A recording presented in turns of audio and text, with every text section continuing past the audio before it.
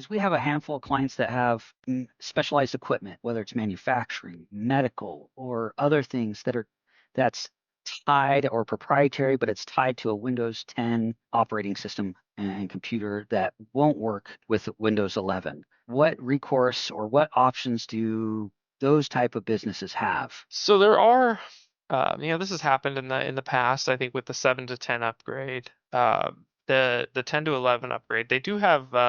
I don't know the SKU off the top of my head, but they do have an extended support SKU, which is going to effectively give you updates for Windows 10, but you'll have to pay for it. And I think it's kind of one of those tiered scale. Year one, it's X number of dollars. Year two, it doubles. Year three, it doubles, and I believe it's only going to go 3 years, but that's probably yet to be determined fully.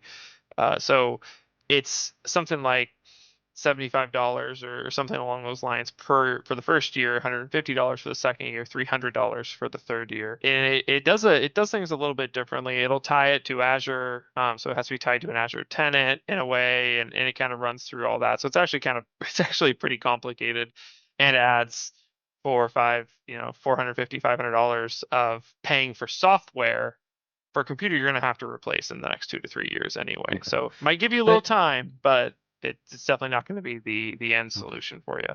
So some of these folks that either that are governed by a regulatory body and have whether medical equipment or things like that, and then not necessarily need to panic. They can buy themselves some time, literally, and then while they figure it out, or wait for the third party vendor to figure it out, because sometimes they don't have control over that.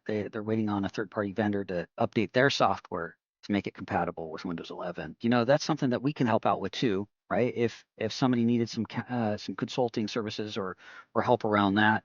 Um, but if they have an IT department or an IT company, that's typically something that they can go to those folks and help get that information and be proactive about planning ahead for this October.